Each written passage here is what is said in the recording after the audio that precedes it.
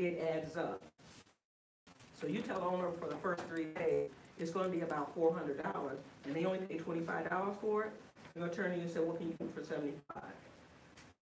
So what can you do for $75? I can do a CDC. I can get drugs together. I can ultrasounding, because I mean ultrasound for a food animal, just to see what's going on.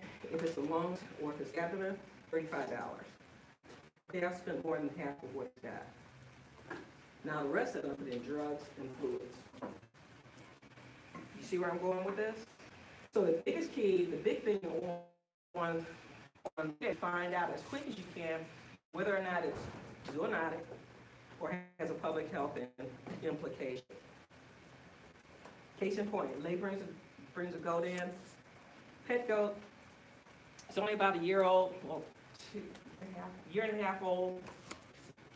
Oh, I've got my baby goat, I want to bring her in. She's not doing well. Her teats are all hanging down to the ground.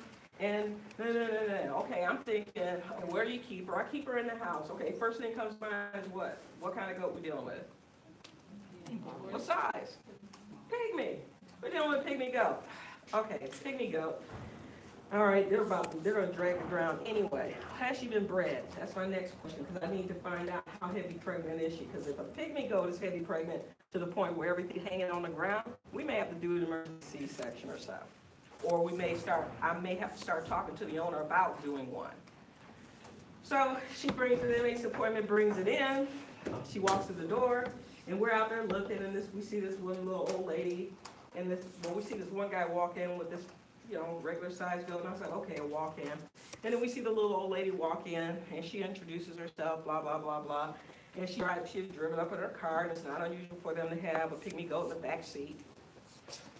I don't advise it, because those things like to jump all over the place, and the last thing you want is you be driving down the road and it jumps over the seat and lands in your lap, and you sit there and go, ah, and you hit the gas instead of the brakes, and gone. Not funny, it happens, come on. So we find out, lo and behold, this goat that walks in the door that weighs about 120 pounds is a goat that she's keeping in the house. Problem? No, I'm asking. Problem from a veterinary point of view. 120-pound goat she's keeping in the house, and it's underweight. Okay? It's underweight. It's 120 pounds. It's basically a normal-sized goat. We're talking about a Boer cross. And they can get up to 250. She's a year and a half old. The lady weighs about 80 pounds soaking wet. She's about 80-something. Well, she's 82, 83. Well, she's about 78 years old. Okay? She's having trouble getting around. She's got bruises up and down her arm, both arms. She's got a bruise across her face. What are you thinking? Goat's beating her up. Is it the goat or is it somebody else, like the guy that came with her? Okay? So all these things are going through your mind. Remember, as a veterinarian, first line of defense. And they're saying all professionals, if you see something like that, you need to let someone know. So, I'm thinking there going, I'm looking at the guy like, you don't hit on women, but you really don't hit on no little old lady. She's a nice lady. Anyway, long story short, it was a goat. So she goes over there and we grab the goat and it's acting stupid. So we grab her and bam, hip action to the wall. Oh no, she's not used to all that. And I'm like, okay, sent her somewhere else, slammed it up against the wall again, and put the halter on it. Once we got the halter on her, and she saw we weren't going to play with her, she stood there. So then the owner came back. She hurried back because she thought we were abusing it, which we really weren't. And I'm being more dramatic than what. But her whole thing is this. She has this goat, and yes, both udders are hanging to the ground, and they are engorged. They're huge. We feel the mammary glands. They're hot. What does that tell you? Mastitis. Mastitis. Okay, she's never been bred, always been kept in the house. What are some questions you're going to ask? What do we like? Diet. Diet's the first thing I'm going to ask, because if they're inside, they're not getting what important vitamin? D. Okay? And they're also not picking up other essential minerals by grazing because they're in the house. So I want to make sure she's got a balanced diet. So, do you give her pellet? Well, I give her, she gets little treats. Oh, okay. Let me keep it simple. Do you feed her a complete goat chow? Well, no. She doesn't like them. What kind of hay do you feed? Oh, she doesn't like hay. And I'm like, okay, do you give her a lot of bread? Because that's the next thing that people do. Oh, no. I don't give her any bread. That makes her bloated. I was like, okay, you're not giving her a complete goat feed. You're not giving her oatmeal. All the things that we went through that a goat should get, it's not getting. She's feeding it 2 to 3 pounds of animal crackers 2 and 3 times a day. And, because I told her, I said, just go outside and get, she said, well, I have some of it with me. So she went outside and she got it. And she's got those big, huge $2.50 bags of animal crackers. There's about 3 or 4 pounds in it. And she doesn't like the chocolate ones and she doesn't like the strawberry ones, but she likes the vanilla ones, the plain ones. I was like, and I'm just sitting there going, shut up. Don't say a word. I said, okay. Or along with it. Well, basically animal crackers, peanut butter cookies with little Lance's peanut butter cookies you get out of the thing. And she reflects cookies that's got the little cream filled in there. And she's like the Nico with the little peanut butter and stuff in there. Those are the things that she likes to eat. Did she know that her goat was underweight? Did she know that goat wasn't supposed to be in the house? Yeah. Okay. So what's the problem you're dealing with? The owner. Okay, if you had to categorize the type of problem that you're dealing with, what are you dealing with? Malnourishment. Diet goes under a broader category? Husbandry or management. Yeah, nutrition. Okay? So anyway, kind of mentioned, just get a feel for what she was like. I said, well, these guys really don't do well in the house by themselves. Not like that. They really need to have some food on board. Oh, well, I feed her and so and so and so. Well, you're in the house and she's not getting all the things that she needs. Well, she does well and she knows, well, no, I didn't say that. I said, what did I tell her? Oh, I said, well, a goat this size, when they're little, it's easy to keep them in a little box or something like that. So, where do you keep her? She stays in the house. She has full run of the house. She is trained to poop and pee in one spot. Yeah, right. Okay? And I'm like, so you keep her closed off in her room? Oh, no.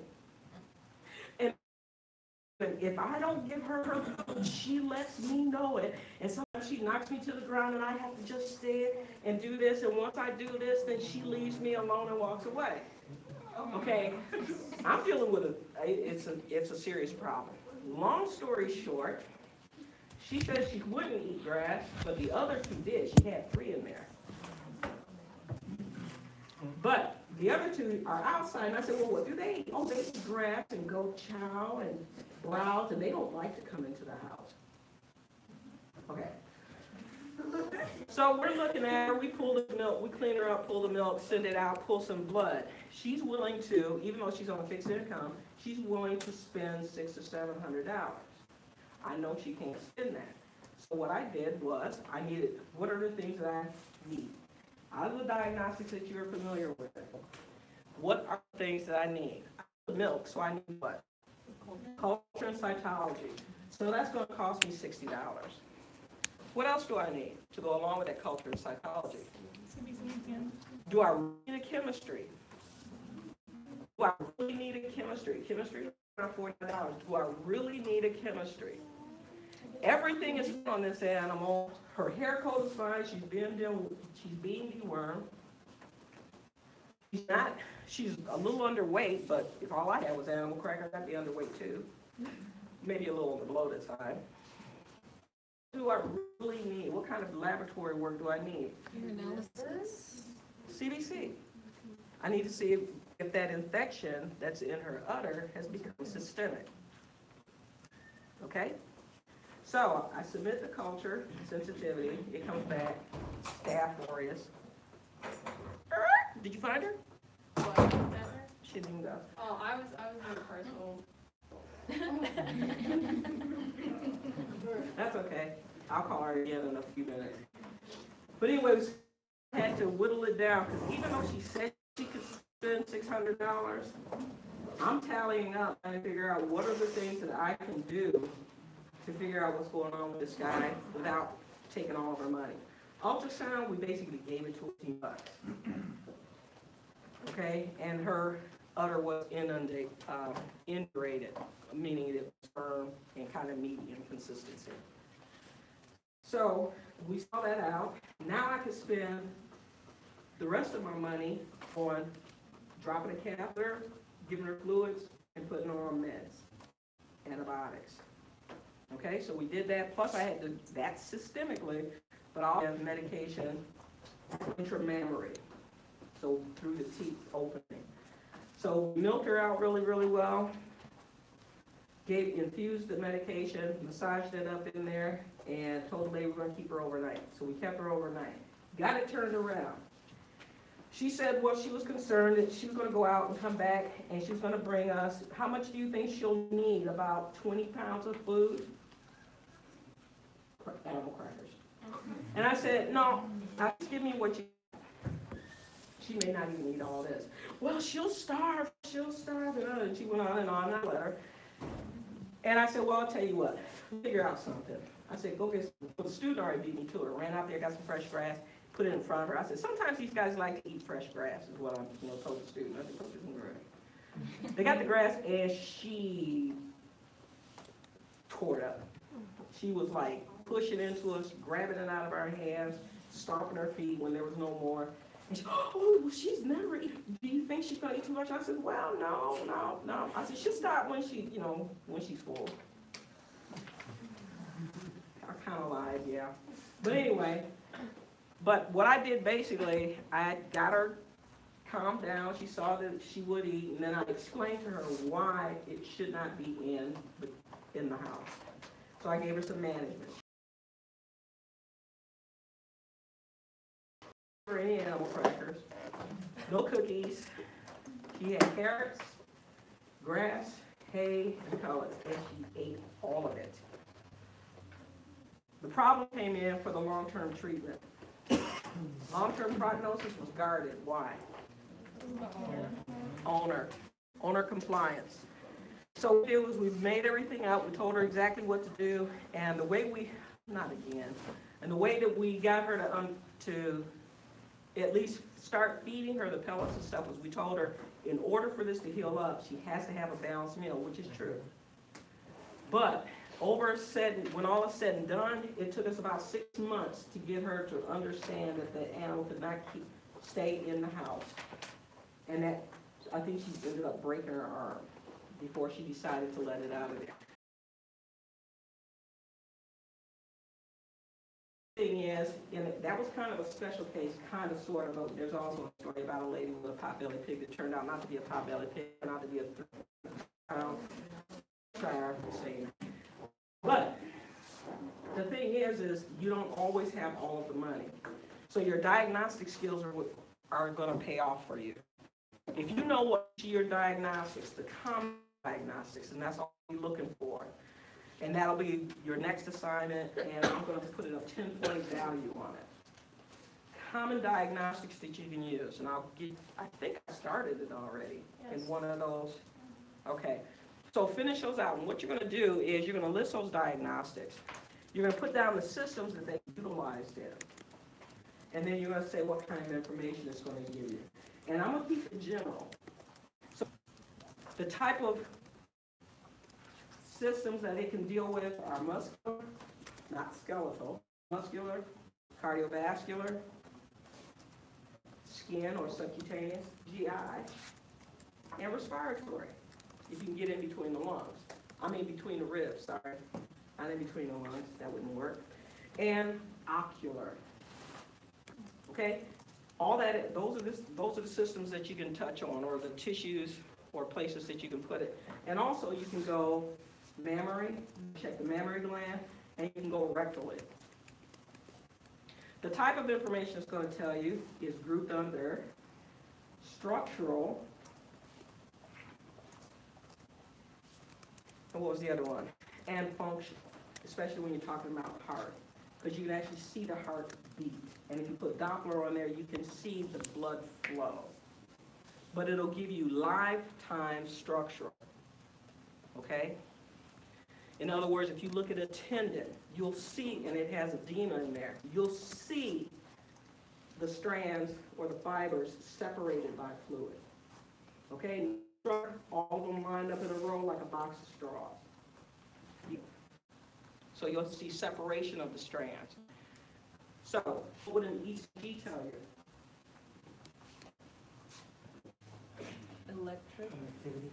Electrical activity, yes. Awesome. Blood flow, what's another one? There's another one. Audio. It can tell you what the murmur sounds like, or the blood flow as those arteries. It tells you what, it gives you an idea of what it sounds like, okay? But that's what you do, okay? So do each one of those like that, and then, like I said, it'll be 10 points. Start. Let me see if I can get this thing open now. I showed you that one. He ain't in. Do you want diagnostics that are common for large animal only or large and small? You do large and small, but I'm going to be looking at the large animal portion. Here's the thing. It's the same in both. I wasn't sure. No, it's the same in both. The type of information that you're going to get, it's the same. Okay? Now, when you start talking about the types of murmurs and all that, there's a little bit of, okay? But the bottom,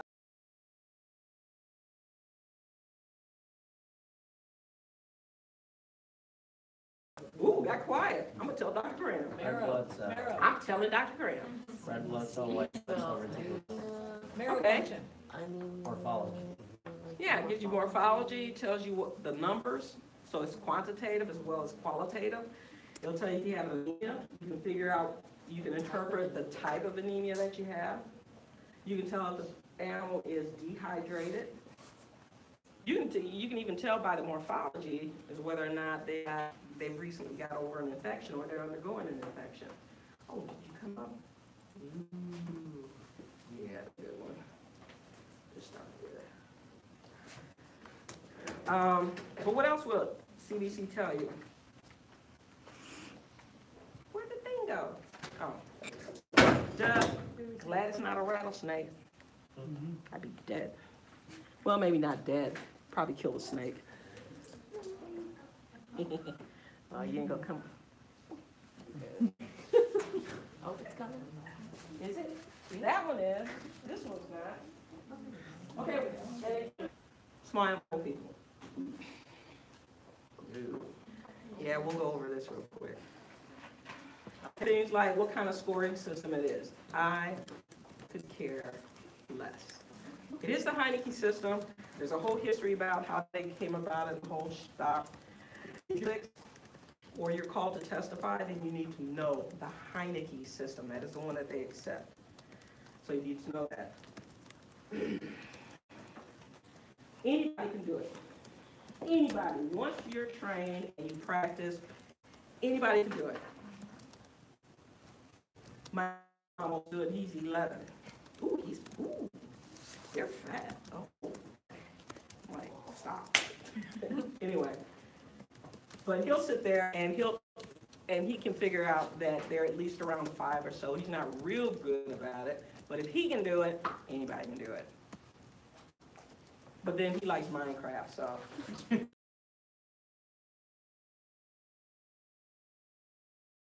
To help us when we're managing these guys in clinics.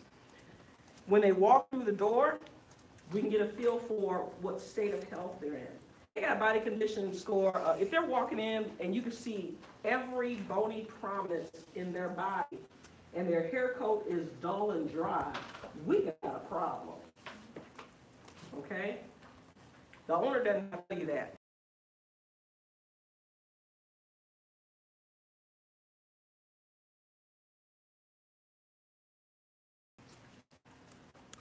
So So now okay, so what do you do with him? Oh, I just got him, I'm gonna ride it. They said he's in good flesh. I was like, okay. How much do you feed him? Oh, he gets a can of food. Okay, usually say coffee can. If they tell you a coffee can, don't assume that they're talking about the number 5 coffee can, 2 or 3 pounds of grain. Ask them, because there are smaller coffee pounds of grain, and that's the number 1. So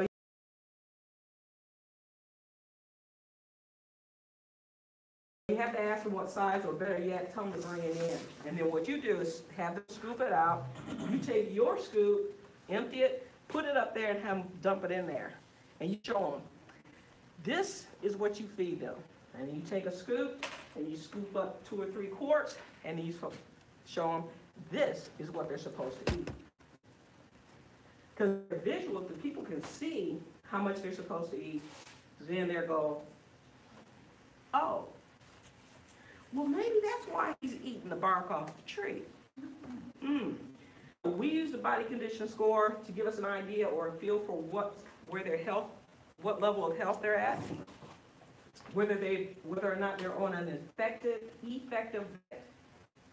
That, along with weight monitoring, gives us an idea of whether they're gaining weight or they're getting enough. So when they come into the clinic, we take a baseline body condition score, and then we get them slowly up to where they need to be, monitoring their weight every day. Best way to do that, wait in the morning before you feed. Make sure they got plenty of water, because sometimes these guys will plump out another body condition score unit if you plump them up. In other words, some of them can be that dehydrated. And actually that did happen with that 3. Once you get them going and you train the owner, then you do it either once a week, or they can do it every day. Some of them will do that, but at least once a week, periodically for the next couple of months. Outside of that, at least once every 3 weeks. So they should be looking at them, and not just looking at them, but putting their hands on them. So I always tell the owners they have to do it every day. And the way that you do it is you have to feel the muscles and see how they're feeling out. That's to get their hands on the animal. And it aids in management. Okay. If you're feeding them right and you're monitoring their body condition score, they start to fill out, and then they that horse, and he never gets past a body condition score of 4, you may have a potential problem, especially if he's only 2 or 3 years old. So now you have to start looking at something else. This is where you need to start doing diagnostics. It could be something in the food. Maybe they're feeding them enough, but there's a mineral or a vitamin that they're not getting. Could be that they have a problem with prehending. Everybody know what prehension is? Prehension is they're usually with large animals, they're using their lips. In the case of cattle or ruminants and horses, they prehend their food that way. Cows use their tongue a lot. So if it's a cow that's losing weight, they got plenty of food in front of them, check the tongue, check underneath, check their jaws, see if they have what they call wooden jaw or wooden tongue, and that's a bacterial infection. You want to check to see if they've got something broken or not. They could have tetanus, in the case of horses more so than cattle.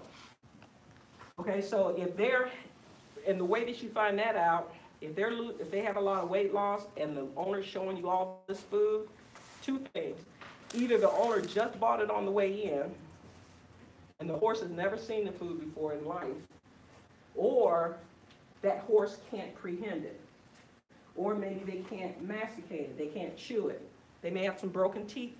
They may have a tooth root abscess.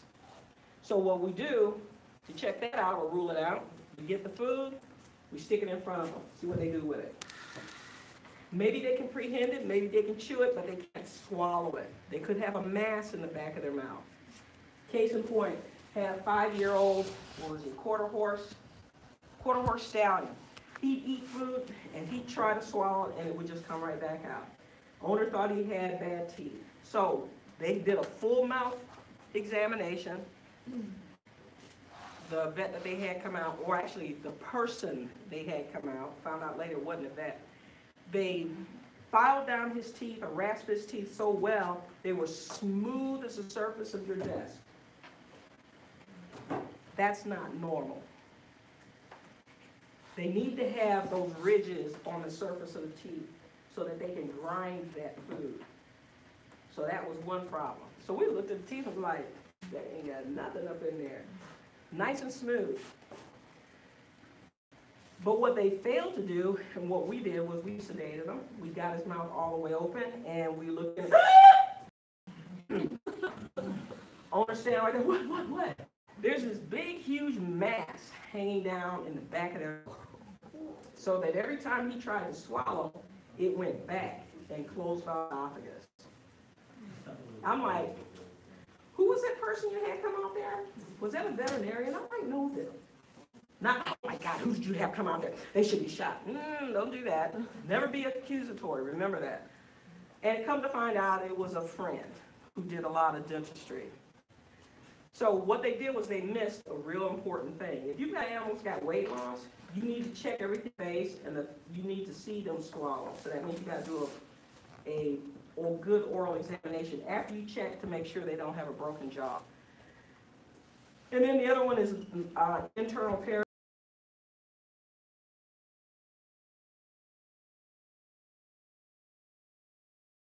The infection. Gastric ulceration, yes. Well, usually the large animals have a hypothyroidism, so they end up being a little on the chunky side. But that is possible. What else could? Glycogen storage disease, that gives you more of a muscular problem than anything. What else? Think system.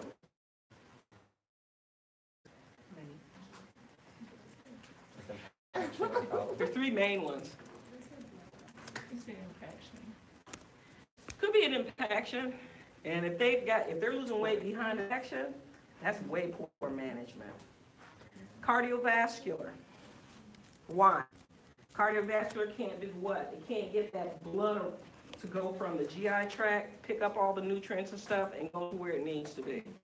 Because it's poor circulation. It's a circulation problem. Renal. Why?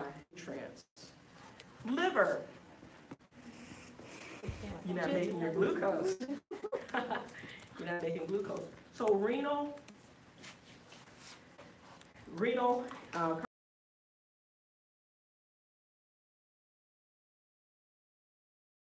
in small animal, you don't miss it because you normally take what? You do chemistry. Oh, this is the problem. Yeah, right. We can't do that. We don't have that luxury. Another thing that could cause it is a respiratory problem. For large animals, they don't breathe in deep, so you can't get a good hear. So you sitting there and going, oh, I don't hear Dr. Copedge. If you don't hear anything, I take that and has shut down. So I'll go over and I'll listen. But the biggest thing, if you say that, actually what I'll do is I will go over there and listen to see what I can hear. And then I'll say, well, tell him to breathe in deep and listen to him again. 80% of the time, the kids are going to walk over there. But how do we get these guys to breathe deep? Hold off their nose. Do that to a horse, and you're dead. Dead, baby bunny. Could you get them to smell food? Like Smell food. Like put like an apple or something for them? Like Not all horses like apple. Not all horses like peppermint. Not all horses like licorice. What we'll do is, what did your doctor tell you? Your doctor says, breathe in deep. So you breathe in, and he says, hold it. And then about 30 minutes later, he says, oh, okay, you can breathe out. What we'll do is get a bag, a nice soft bag, or you can buy a rebreathing bag, and we will put it over their faces. Yes, you had it right. But I had to go through my whole thing. Don't steal my glory. Anyway. So you put that on there, and what you're doing is you're forcing them to rebreathe their own air. and they're going to build up what? CO2. And the CO2 is going to trigger off something where? In the brain. It's say breathe in deep. And that's when you're listening and it opens up everything in there, or most everything is going to open up. And that's when you'll start hearing the abnormal sound. Cattle, we will take them, make sure they're in a chute, make sure their head is caught in the gate. And I can do it for the little guys. Newkirk can do it on the big ones too. You take the palms and they go over both nostrils, you clamp your fingers underneath and you hold it till they drop. It doesn't hurt them. Basically, cattle will give up if you grab them by the head and you don't let go. Okay? I grab by the head, don't let go. What can I do? I can get tossed across the way if they want to the animal. Okay? What they'll do is they'll drop because that's your sense. It tells you, okay, you give up. What does the predator do? The predator backs off and gets ready to lunge in, and the cow jumps up and takes off. So that's what they do. They go down. You stick your stethoscope on them. You let go, and they breathe in. It only takes about 15 seconds. You can hold it for 2 minutes. Okay? Do you feel any discomfort? Slightly. If you do, you 30. She's so sad. Or if you want, you can put a rebreathing bag on a cow too, but they don't tolerate it as well as horses do. Horses tolerate it, but cows, they get stupid. They start throwing their head and everything. But the biggest thing is you want them to breathe in. So body condition score, you can have weight loss for those other underlying things. And those are things that you need to be thinking about when you're doing a condition score. Okay.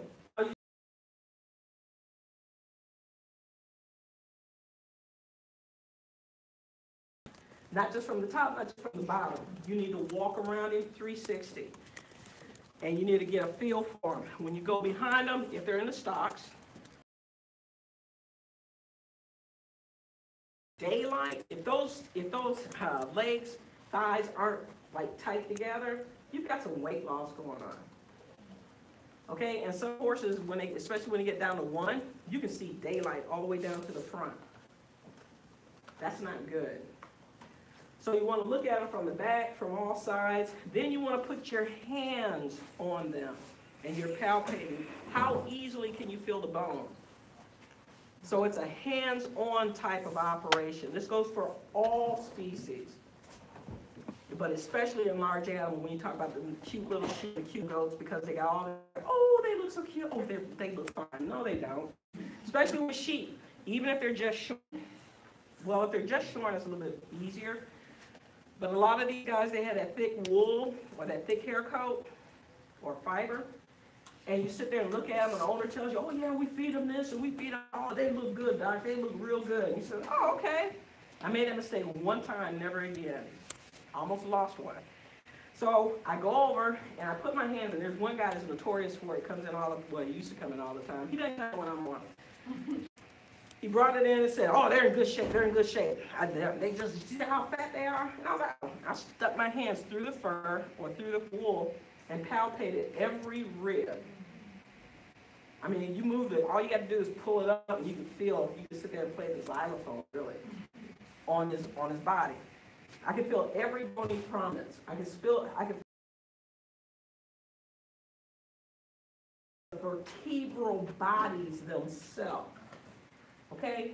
That's less than a 1 in small ruminants. But, oh, no, Doc, Doc, you don't know what you're doing. You don't know what you're doing. I said, come here. Put your hands right here. Oh, he's got something going on right here. Come here and feel this. The guy finally put his hand on him, and he felt it, and his eyes went like that. I knew he had never put his hands on the animal. Okay? But because you know how to do body condition score, you know what to do. You can't force a person to put their hands on them. You have to get them, come here, this is something really odd. And it is odd, it's abnormal. And that's why I told him, I said, she's got really something abnormal going on here. Doc, what is that? I said, that's his backbone. Should you feel that? I said, no. Oh, my, oh. And then, well, he's probably one of the ones that's not eating well. You just got finished telling me that was your best animal. Anyway. Okay, in horses and cattle, it's a body condition score from 1 to 9, or 1 to 9 out of 9.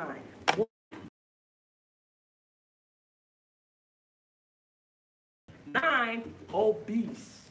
Or as, what's that guy's name? Can't think of it. He's a really nice comedian. He says they're fluffy. Gabriel Iglesias, yeah. Yes. He says they're, I like that. Somebody said, oh, I said, oh no, I'm just fluffy. I like that. I like that last one he came up with though. It's funny though. Oh, for those of you who don't know, there's 5 stages. There's 5 stages of fatness. And the last one is you're standing in, you know. In the elevator. Yeah, you're in the elevator, and you know, one person walks in, you go, oh, you know, no big deal. He gets on the elevator, you go up to the next floor, somebody else is coming, you look down the hallway, and you go, and you see he's getting on. And then you push the button shut. But anyway, so body condition score, we like them around 5 to 6. If they're going into breeding, we like the guys or the males in 7, and we like the females around 6 males. What about winter? And the question was, what about wintertime and cold places? Places like Michigan, we like 6 or 7 before they go into the winter. Why? Because how do animals generate heat? Muscle trimming. Okay? Those muscles are working hard, and they're using up those body stores of fat. Around a 7. 6, 7, somewhere around in there. Yes, sir. Huh? You want them around a 5 or 6. Any fatter, they won't conceive or settle. Okay, so you want, and Dr. Bridges likes them around a 5. You monitor their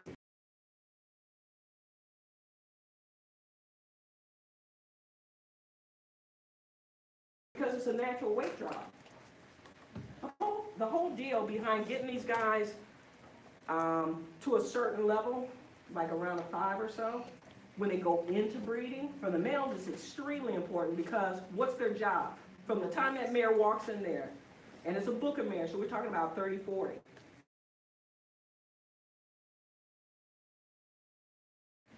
So that's all he's going to be thinking about. Food, you can put the food in there. He's not interested. He might take a sip of water. He might rest for a minute, but then he's going to go right back to work. The mares want to start them off like that. You don't want them too fat because they won't settle, but you want them in a good flesh because as that pregnancy develops or progresses, is the word I want to use, that baby starts getting bigger and bigger. Where's he getting all his energy? From mom. So he's going to start pulling down mom. But see, we've got mom at her diet, or where we want her. That's starting off at. We turn her out into the pasture. In about 3 months, we bring her in. We check to see if she's got any severe weight loss, and we'll supplement her as we go. We don't want to over-supplement her, especially when it comes to calcium, because we want her to naturally pull calcium from her own bones at a nice regulated pace. Once her body adapts to it, then she's good. If I keep her fat and I feed her everything that she needs, and baby hits, what is that, month 5, 6, he's really starting to grow, he's pulling in the calcium and all mom's nutrients. Then baby gets born. Oh gosh.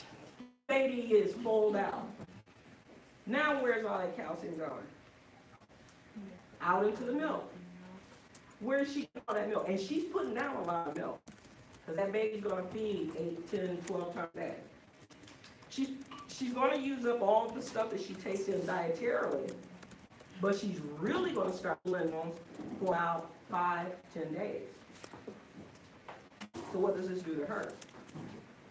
Because it takes the endocrine how long to kick in? About 3 to 5 days to kick in. We want her already, we don't want to impair or alter that endocrine system. We want her to naturally be milk production. She's already doing that. Her body's already used to that. Because by the time she lets down all that milk, we're putting her back up on her feet. But she can still keep pace with the baby. If we're fat down the middle of the back, middle top line, if they have a crease, it's one of two things. Either they are overly fluffy or they're an athlete. And that muscle is just popping like a bodybuilder. If they have a crease going back,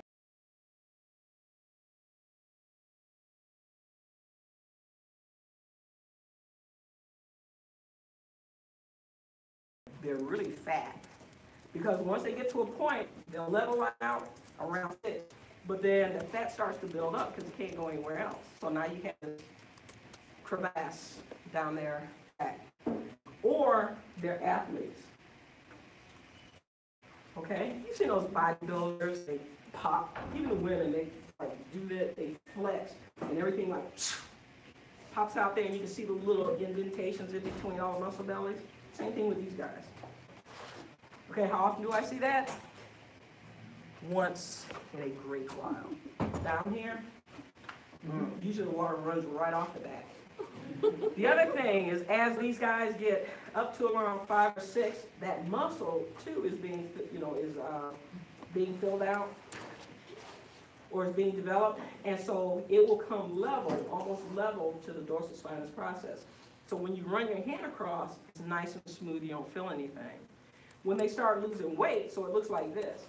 But when they start losing weight, it starts to look like the top of a house, most houses anyway. So now you pour water down their back, where's it going to go? Whoosh. Okay, like a ski slope. We look at the tail head. So when you're looking at the back end, you're looking on either side of the tail head as the tail goes into the body. If it starts to bulge out, those are fat pads. You should not see that. That tail should like be smooth and even with the glutes. Ribs, you should only see the last 3 to 4 ribs. And then we look behind the shoulder. These are areas where you'll see fat buildup. Tail head, ribs, behind the shoulder. And there they are. Where's this? Withers. Okay. What? Oh, I'm sorry. Along the neck. Okay, along the neck. Now this. Withers. And this would be where you find what? Your The crease, the crevasse, yes. Here's your tail. So this is the tail head, and so we're going to look right in there. And then this is across what? The ribs. And then this will be right behind the shoulder. Okay, those are areas here. Sometimes across the ribs, and especially here, you'll start to see the fat build up first. Now, if you start seeing fat up here, on the neck itself, they're obese, okay? And this is what it looks like if you look at it, if you take a transverse section. A 5, you've got a little bit of a crease there, but it doesn't hold much water, and it fills out, it's almost like flattened across. This is a 4. And then as they lose weight or muscle mass, then it gets a steeper slope, like that. So this is a 1.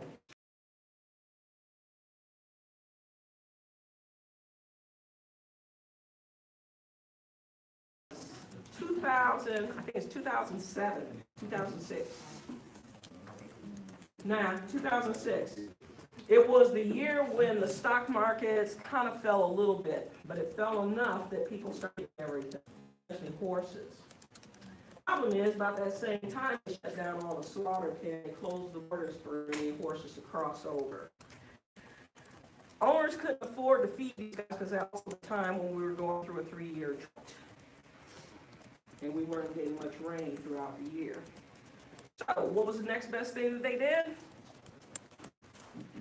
They found places like Chihuahua Park, Tuskegee Forest, somebody 40, and they turned loose.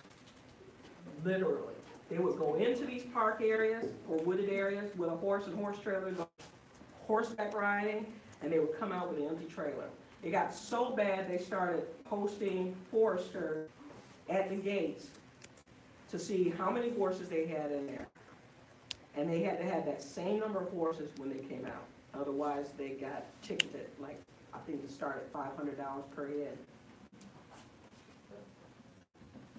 The absorptive layer and everything else. All the vessels underneath it. So basically,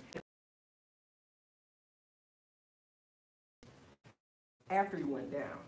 Once they get to a certain point, I got a whole long lecture on that, it's really cool up. Once they get to a certain point, and that happens, even starting them back slowly, you never know which one's gonna live or die. And he just basically hit the ground.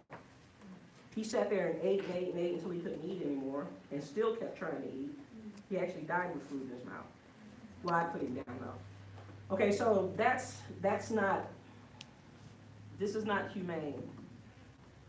This is not conducive to living. Yes? After you have that loss of muscle to that level, how do you, if it's possible, how can you make the animal, get a little bit more muscle mass? Can't. Because by the time they're like this, they're starting to have scar tissue or collagen, which takes the place of the natural or normal muscle and stuff that's there. That's one. The other one is you've got to get them to absorb the nutrients. And when they're this thin, their absorptive layer is basically worthless. And when you try to get them up to speed, like you try to rehydrate them and everything, you're actually causing more damage. They found this out in World War I, World War II for prisoners of war that had been starved to death to the point where they looked basically like this. They thought they were doing them a favor by giving them all this food to eat, and the people were dropping like flies.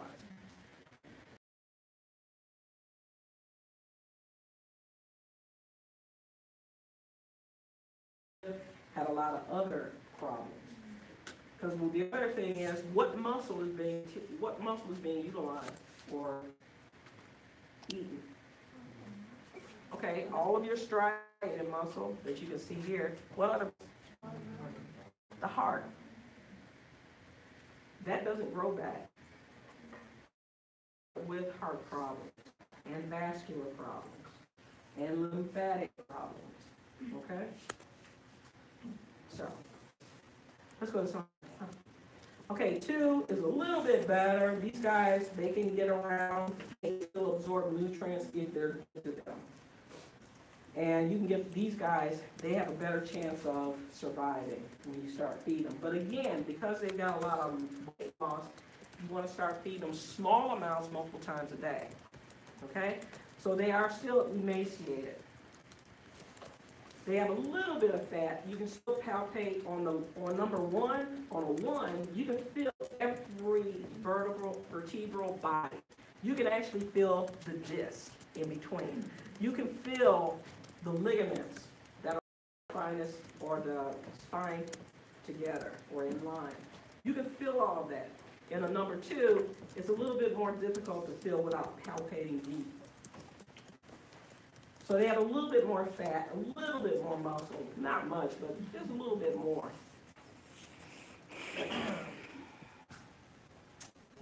Ooh, I can't spell. Oh my.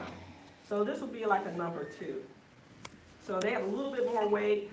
You don't see the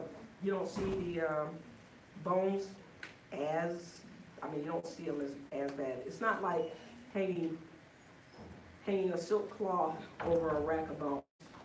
Okay, they've got a little bit more flesh on them, a higher head carriage. These guys, they have a pretty good chance. What do I tell the owner? Well, let's see. He's got a chance. I'm not going to say, oh yeah, he'll make it. Oh yeah, he'll make it. We'll push the food to him, we'll give him this, we'll give him that, he'll be fine. Because the underlying problem with all these animals that have severe weight loss is you not only affect their body condition, you affect the underlying immune system. Okay? They're not making their blood should. So they got anemia. They're not making white cells like they should. So they have no granulocytic or those white cells, stuff that they need. And then the thymus is affected, the thyroid's affected, the spleen's affected. So if they get hit hard with something, or if they get stressed out and they're in the face of an animal that has a disease, a bacterial disease, it'll hit them hard, okay? Those guys will have a hard time surviving that. So with these guys, they come in, we want them off to themselves, not because they have something, but we don't want them to get anything, okay? Then when they start tearing down the walls, by monitoring their weight every day, you see they're putting on weight, then we can put them in with what we know is disease-free, okay? Yes, ma'am. I'll give you a break. Is that what you're gonna? Oh, sir. Sorry. I didn't look up. That's mine. I really didn't. Go ahead. Oh, yes. I thought that somebody's thinking. Okay. Because we are the first line of defense for biosecurity for our nation and for the area that you are in, we are also first line of defense for animal welfare. So what you do first and foremost is find out where this animal came from. Did they just recently, within a couple of months or less, acquire this animal? Case in point, I probably told you this, but I'm going to tell you again. We had an animal that came in that was body condition score. He was a number 2, but he looked like the horse with the dry coat and the sores and stuff across his back in number 1. So he's number 2, body condition score. The owner brings him in. I've been passing every day on my work, every day on my way home. There's no food out there, and in the wintertime, there's nothing out there for them to get under. They're eating the barks off the trees. It got so bad, Doc, I bought hay out of my pocket and threw it over the fence. He said, but that's all that they would get. I would come back in the afternoon, and there was like 1 or 2 strands, and they're trying to dig that up out the ground. That was the situation of the horse that was brought. The students, before the horse got there, I said, okay, I didn't tell them everything, but I said, look, sometimes you get cases in, because animal welfare, animal rights, everybody was big on it, was a big issue. I said, so you have to find out what's going on first. That's where your history comes in. Get a good history. How long do you have them? What do you know about the vaccination history? What have they been being fed? And that's where you'll get your information. Because the last thing you want to do is falsely accuse somebody and end up getting sued for defamation. Okay? And anything that they got charged for. Because you get ticketed, you need to do jail time in some places. So long story short, the student was out and she knew everything. She knew more than I did. And I've been out for 12 years. I was like, wow, that's cool. That's my attitude.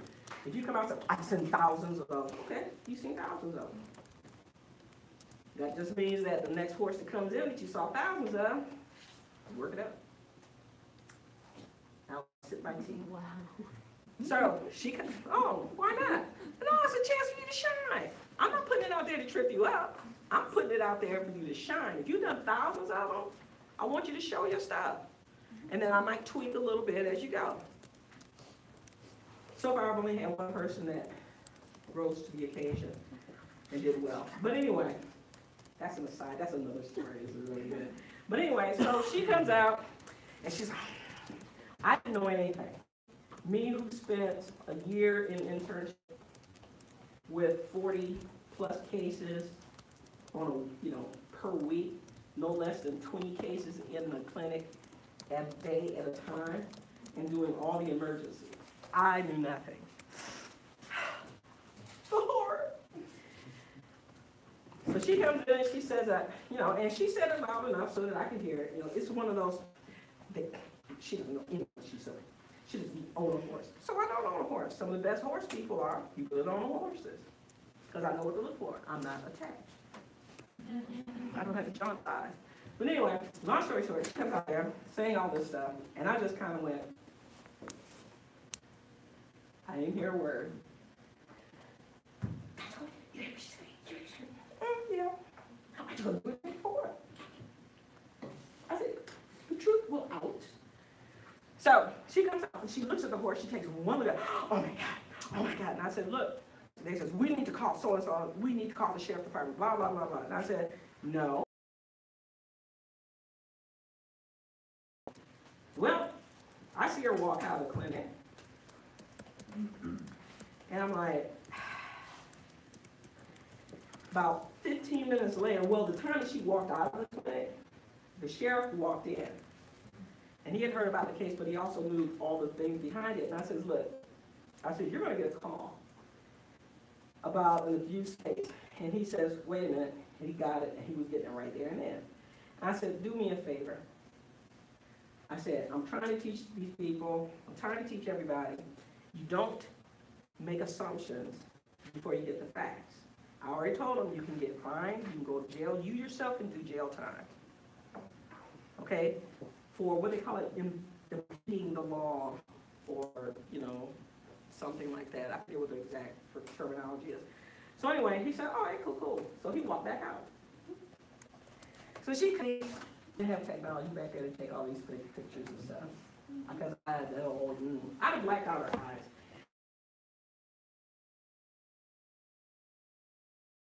But I said, I said, the sheriff said, he said, oh yeah, I know, because he said he was going to be coming up here and, you know, give us any more information, blah, blah. So she comes out, and she's all like this. And so I'm talking to the owner and all. And then I make mention, you know, be really careful about, you know, making assumptions, blah, blah, blah, blah, blah, blah. And her face is going. And I'm like, mm-hmm. So the sheriff walks in. And he says, yeah, I got a call for a abuse case. And he looked at the owner, and the owner already knew. So he talked to me and says, well, you know, is this your horse? I've had some, and he walked around the horse. Perfect. So he says, oh, so this isn't your horse, you just got it. He says, yeah. He said, I filed a, you know, whatever. He says, oh, then. He said, well, I got a problem. And he looks at me, and I was like, what do you mean? He said, we can't have people calling in and doing this. He says, do you want to press charges?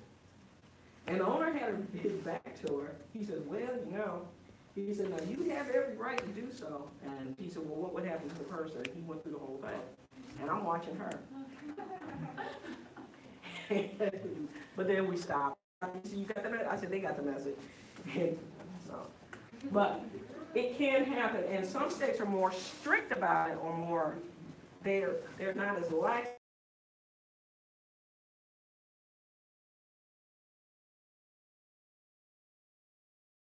$1,000 in most places, some counties. Here it's like $200. So owners are like, whatever. So you have to be very careful about doing your body condition scores and stuff. Okay, so this is not bad. Any other questions? 3 is a little better because you can see a little bit more muscle. You can feel more muscle along the top line. I like to pound on the top line around the spine because that's where they're going to die real muscle. And that's going to show up faster than the gluteal muscles and the muscles in the arm stuff. Okay? The tail head will start to almost rise up to be, well, it will come in contact with the gluteals, okay, as they're putting on more muscle mass in the gluteals. Okay, so 1, you've got space between your tail head and the glutes, or that rounded portion of their back end. And in 1, 2, and 3, their back end is not that nice rounded end that we come to associate with horses. Okay, it's more like a sharp drop off and slant inward to the body. We don't like that.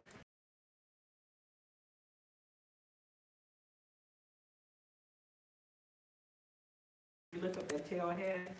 The withers, the shoulders, looks more like the withers and shoulders and neck on a healthy horse.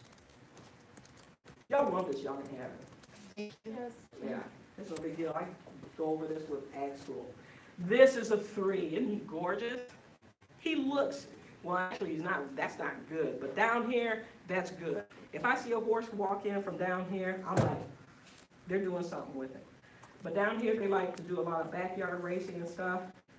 And then you got to take into account some horses don't keep the weight on. They don't put the weight on like others.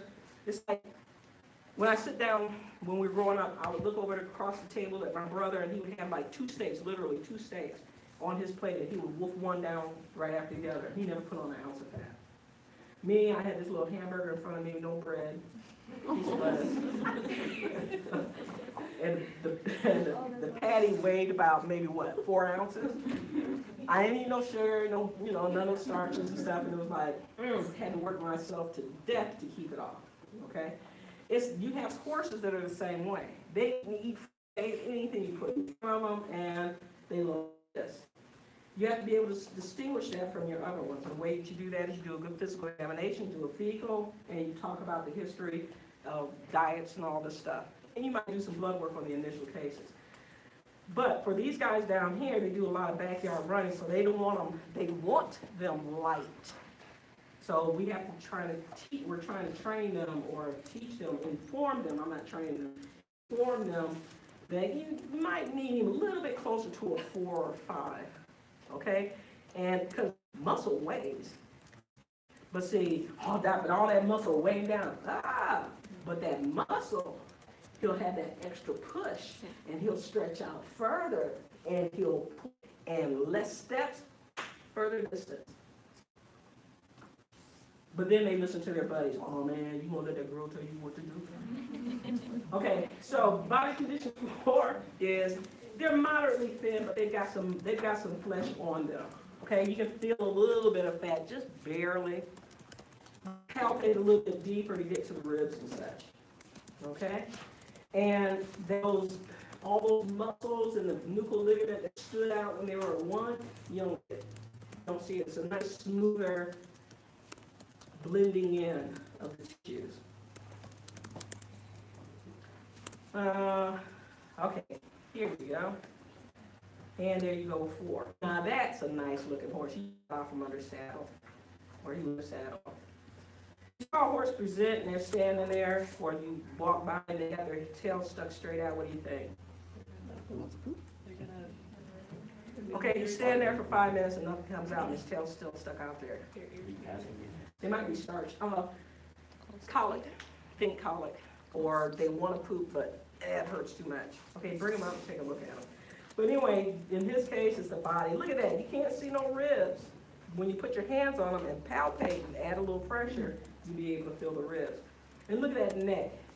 Okay, you can see that nice groove, jugular groove there. It's starting to become more rounded across the croup. Okay? His legs look more like normal horse legs. Okay? He's filling out. And you don't see that caudal rib. It's not as pronounced. Body condition score 5 is moderate. Okay, now we're getting to where, oh yeah, he looks good. Look how shiny and slick he is. He may show muscle definition or he may not. It depends on the breed and what they're using them for. The more the animal is used, the more those muscles are going to stand out. So you have to be able to tell the difference between an animal that has got a poor body condition, but then when they start working, all those muscles start popping out. So you got to find out what these guys are being used for. Okay? And when you feel around the tail head, you're starting to feel a little bit more fleshy, kind of spongy feeling. When you feel across the spinous process, it's more rounded. Oh, now that's what we want in a horse. Okay? Now you can put them into work and get them up to speed or progress them in the amount of work that they do. But you got to maintain their diets. You have to adjust their diets. When these horses, when we get them to a good body condition score and people want to put them in right before they put them training, you have to remember to tell the people, need to feed them accordingly. You start working them hard, then you need to feed them accordingly. Okay? If they're going to be worked hard consistently, you need to feed them accordingly, so you have to up their feed. Take into consideration thoroughbreds. They eat a lot anyway. Have you ever seen a fat thoroughbred? It's horrible. You got all these long legs and this big belly. Okay? But then you have those thoroughbreds that come off the racetrack. They look gorgeous. Okay? They turn and every muscle just pops out on them. When they relax, they look kind of, oh, yeah, he's kind of cool. But then you run them and he gets excited, he or she gets excited, they act like, or it looks like they're gonna run or do something they wanna do. They're gorgeous, I'm telling you. And the sweat pours off of them, it's not all white and frothy, it's nice. They should make a perfume from it. Okay, so now they're more rounded. Everything, the shoulders, the neck blend into the body. Before, you could see where the neck stopped. From 1, you could see it disappear into the cavity. 2, you can see it disappear into the cavity. 3, and you can kind of see where it's starting to blend in. 4 and 5, it's blending in nicely. And there you have it. Look at that. Oh, he's fat. But now look at this back end. That croup is rounded all the way. Look at that big ham. Just right there. And you can see the tail head is still sitting up a little bit, but that's good. He's probably getting ready to break grass, break wind. Twitter, as my nephew says. Ooh. I don't know where you picked that up from. But what do you notice here? In this horse. What can you say? Just look at him. What can you say about his metabolic condition? This is where the nuchal ligament starts. So from here, up. So from here to here to here to here, here to here, here to here, here to here, here to there. Oh, that's nuchal ligament. Tell me what you see. Cresty neck. See how you can see it's defined? So he's starting to get a cresty neck. He's not in bad body condition, but it's cresty. C-R-E-S-T, as in the crest toothpaste adds water. Cresty, not crusty. Somebody said crusty one time. No, it's cresty. Okay? Yeah, horseman language. But anyway, when you see this, then you know that this guy has a problem. Okay? What they call, yeah. I mean, he's a little hypo.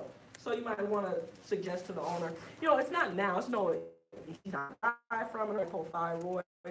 We can do some, some tests and stuff. Equine metabolic syndrome is now what they call it, because it's a combination of things that actually cause this stuff.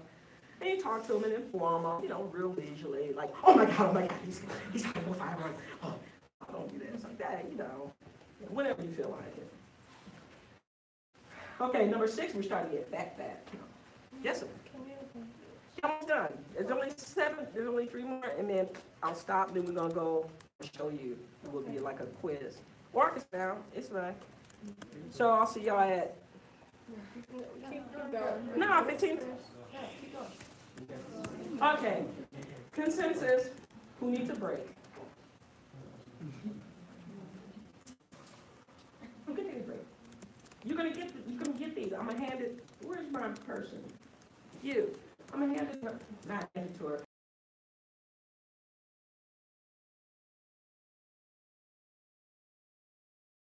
Okay? Except don't add bad words and stuff and then post it on the net and say Dr. Copedge did this. That would hurt my feelings. Anyway. Okay, so 6, we're starting to get fat. Now they look chunky. Okay? Chunky. Now, if you looked at this horse, would you say he's fat? Just a little bit. He's a little bit thick. And then the other thing, too, if we use the same scoring system for ponies, metabolism, if they're not being worked, so they get rounded faster. So a pony that's at a 4 actually looks like he's a body condition score of 5. So you gotta watch those guys. They put on the weight fast and in a hurry. 2 reasons. 1, usually people get them to be a backyard ornament, or the kids are playing with him and they have a very confined area. So they tend to put on the weight. The other one is, oh, they're so cute. Oh, I bet you like an apple. I would like a box of chocolate. And they feed these guys, and then the little kids come over and they're feeding them everything, and then the next door neighbor kids come over and they're feeding them. The next door neighbor kids' parents come over and, oh, wow, yeah, I was just going to feed you a carrot. He just got finished eating 4 pounds of chocolate, 10 pounds of animal crackers, but people keep feeding them to him, and the horse will come right up there and munch. They don't want to disappoint anybody, and so they tend to be fat. And this 5 is actually pushing a 6, to be honest with you. But see how his back is kind of rounded? Yeah. 7, we start to see that crease on the top line. Pour some water down there. You might catch about 5 or 6 mils. But his head, his tail head, all of that area on the lateral his tail head is soft and spongy. Around 7 and 8, depending on the speed, depending on the speed, those 2 little round mounds, then they kind of round out and stand up. Hands on it. Oh, the owner be like, oh, Doc, you see that muscles? You see the muscles are out working. We only go out once a week, and maybe once every 2 weeks. But on weekend warriors, I work him, and he puts that muscle real back in. I don't know why it starts in the back end. Put your hands on it. You'll be able to squish it and move it around. Okay. So they start depositing fat around the head and behind the shoulders and along the withers. You see these fat pads. Really can't see them as well as put your hands on them. Okay, I didn't get one of those because that one I showed you was close. 8, now you got a crease on the top line. You got bulging fat around the tail head and withers, and his thighs are rubbing like corduroy. And his flank is filled with fat. You don't have that little, and there you go. He's a little plump, over husky, little fluffy. Yeah. But notice there's just a mild indentation there between the last rib and the front of that leg. But everything just kind of rolls in, and you can actually see a crease develop right here at the shoulder. And if you were to try to palpate the cervical lymph nodes, you don't feel nothing. Bellamy has a couple of these. A horse will go on to Bellamy, a body condition score of 3. And in 6 months, that's what they look like. Awesome. Well, not really. Extremely fat and obese, yes? No, she put the weight on the animal. It doesn't have to have, she's got one out there that didn't have no teeth, none. And that thing still got fat and plump. But they're happy, and that's what you got to look at. Now, at 9, obese. Yeah. Now the fat is like coming out, and you can almost see cellulite. All right? Cellulite is just this. You've got so much fat between the skin and the muscle surface that the collagen cords that keep the skin attached are being pulled apart and stretched. So you see this little indentation. That's what that is. That's all your cellulite is. It's just a buildup of fat. Can you get rid of it? I have no idea. I hope I never have to. So far. And this is an extreme case. Oh my God. And at first I thought this was Photoshop. At first I thought, I'll be honest about this, I thought it was Photoshop until I myself went out with Dr. Newkirk. We ended up having to put down a mule that looked like that. Okay? And she was a babe. She had so much fat on her. Okay? So these guys can get overweight. And it's not good for them because if you see this much fat on the outside, 2 things happen. First off, when they start getting heavy, they build up fat around their heart. Their heart can't beat as efficiently. It starts to build up in between the intestines and into the omentum. So that puts pressure on there so the intestines can't expand like they should. They don't absorb like they should. And wherever there's fat, there's a lot of vessels or vasculature associated with the fat because that's how the fat got there in the first place. So about, how they put it, 1/8 to 1/10 of your blood at any one time is within the fat. Whole person, okay? So, all that's going to there. The other thing, and this is the sad part, because on that mule, when we did the necropsy, she had a lot of fat necrosis. And that's what happens. They get so much fat in there that the blood supply is not adequate. And so the fat starts to die off and becomes what they call saponification. I forget what Bellamy said, but anyway, it starts to calcify and stuff, and it's no good. It's unhealthy fat. And it's not, and if you got it here, then you've got it around as well as inside of other organ systems, okay? So here you are there all together, minus that really wild one out there. So you got your core 1 to 3, all the way down the hill, looking at different aspects of it. And like I said, all of this is in, I will hand it to you. And then you got your fat ones. We don't want anything over a 6. Around a 6, 5 or 6 is what we like, okay? You can see, and the fatter these guys get, we are managing these guys clinically, and we're trying to get them better or healthier. So visualize, hands-on. How many people have allergic to horses? Oh, thank goodness, finally, 1 year where you're not. One guy broke out. He came in, he was talking and everything. I said, I thought you were allergic to horses. Oh, I'm all right. Then as we're working, I'm hearing, no. I said, get out.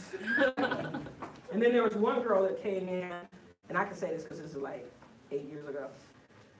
She came in, went straight to me, and handed me this case. And I'm like, I thought it was a present. Sign on it. I was like, emergency, I don't know. She said, oh yes, that's my emergency EpiPen. If I fall out, and I usually do, just take it. Skin. And I looked at it, I was like, you're going to be seizuring, or you're going to have, you're going to be in an anaphylactic shock or whatever, and I'm supposed to get this underneath the skin in a certain spot on your body. I said, we will hold you down and it will go in your heart. I'm like, no, forearm. She took her medicine on time. Ideal score, start with that when you get back. Unless you just want to finish out and leave early. That'd be nice. At the most, 5, 10, 15, 20 minutes. Okay. For reproduction, again, 6 to 7, you want them at that. And when they enter into breeding season, this is along with, you've done a physical examination, determined them to be healthy, given them all their vaccinations and their dewormings.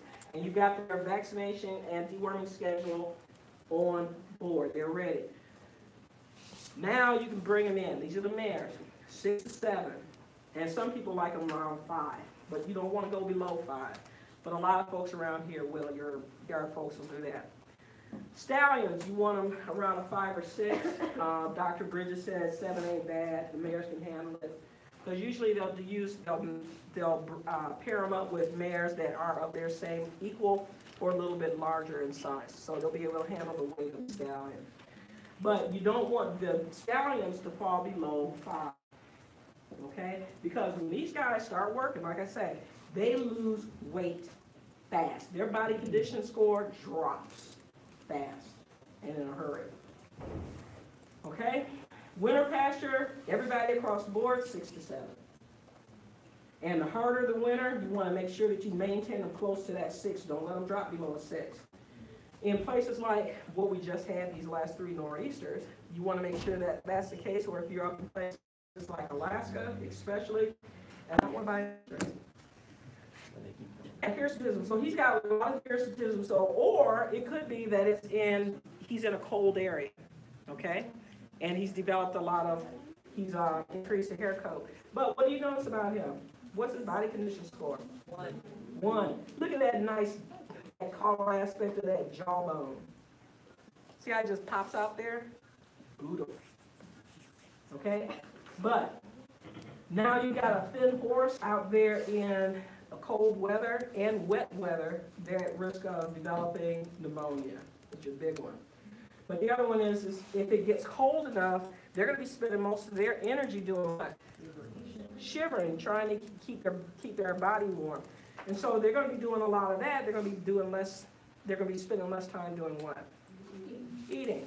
And then when it warms up, like it is, like it looks like right here, where the sun comes up and there's a little bit more warmth, what are they going to do when they see the feed? Now they feel warm, so they're going to do what? They're going to gorge. What is he at risk of?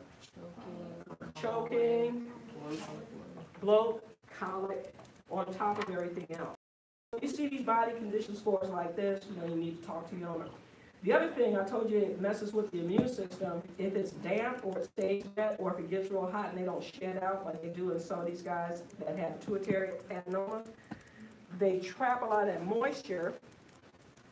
You got skin that's shedding. He's shedding the skin, top layer of the skin, you know, like dandruff. And he's got all those oils mixed in there, and then all the bacteria that's in there. It's a good place for them to start partying, so you start getting abscesses, what they call superficial abscessations, ulcerations. You end up paintbrush appearance to the lesion or the hair over the lesion. So you're dealing with dermatitis. No, it's a bacteria. And it really looks cool. They say, well, it has a paintbrush appearance when you pull you pull the little tuft of hair, and they tuft together, and you pull it, it's got like a paintbrush appearance to it. It's nasty. But it can they can develop a severe cellulitis or dermatitis underneath it that it's painful. And all that does is just take them down more. So yeah, if you told me about 2 or 3, then I'd go. Okay, what about baby? Because remember, you got to do body condition score now. What style nose does he have? Roman. Yeah, Roman. So baby looks good. Baby looks good. And notice the amount of food that they have available to them, just so much of it. Look at that, just wonderful. Just wonderful. They got plenty grass. Body conditioner score, moms? Okay, about 2. Some people would even say a 3, but I would say, for me, I would say about a 2. Because here, I don't see the bones of the spinous process just standing up by themselves, so I'd put around a 2, but a 3 wouldn't be a bad score either. Now, when you see something like this, what are the things that should come to mind? She's at risk of, you got a nursing baby. Eclampsia could be, but because baby's so big, I'm not worried too much about it. But she could go into a negative energy balance, okay? The other thing is, if her immune system is kind of impaired, and baby's nursing, mastitis. Mares don't get mastitis very easily. It's very rare. I saw one. And it was kind of cool. Not for the mare. Mare lived, though, but then she only had 1 teeth after that. It was okay. What you got? What style? What breed? Yes. It's an Arabian. What body condition score? Now, here, look at this. Oh my God, look at that. You can see bone and stuff. Yeah, he's got a musculature. Yeah, he's about a 5, 4, 5. Yeah, he's about a 5. He's nice. And look how it just blends right into his body. Just blends right in there. And he's nice and shiny. Nice shiny hair coat. He's wormy. Right? Oh, he got real quiet. Okay, the other thing you look at when you're looking at these eyes, usually if they're like a 1 or so, their hair coat is dull. If they have truly haven't been taken care of and abused, they have dull, dry hair coat. You'll see. But you can have a horse that has an underlying condition and body condition score of about 2, and they have a shiny hair coat just like this. Okay, that's either one that they saved or rescued and they're getting back up to speed, or it's one that has an internal problem. Okay, what about this one? Thoroughbred. Pasifino? Yeah. 6, 7. He's getting there. He looks like he might have a little fat pad going on there. Hard to say. I'd have to get right up on him and see. But his tail's starting to sink in, so he's either building up muscle mass or he's building up a fat pad. But again, you have to keep in mind the style of your horses. Your long-necked horses, when they become real thin, it looks like they just took like a Lego block, took one piece and just shoved it into the other one, and you can see the stem go right into the thorax. So it doesn't blend as cleanly as it would in a short-necked horse. But yeah, he might be a little chunky, but he's in the right condition so they can start him in training. What about this one? About 8 or 9. He's kind of chunky. Now you don't see that dorsal crevasse or crevice as well in him because he's a little bit older too. So you have to keep that in mind. The older horses, they're not gonna put the weight on, not all of them. Some of them will, and they'll look like a young horse, but you got some that won't hold the weight well. But yeah, he's kind of stocky-legged and it's showing everywhere. But I tell you what, take him off, I bet you he catch you. And that's it. We're done. I will get a hold of Dr. Casmi and see if she can set you up for another time. If not, then I need your thumb drive. Then I'll really see me for the next. No, the next person is going to be Aaron, Miss Aaron Rogers.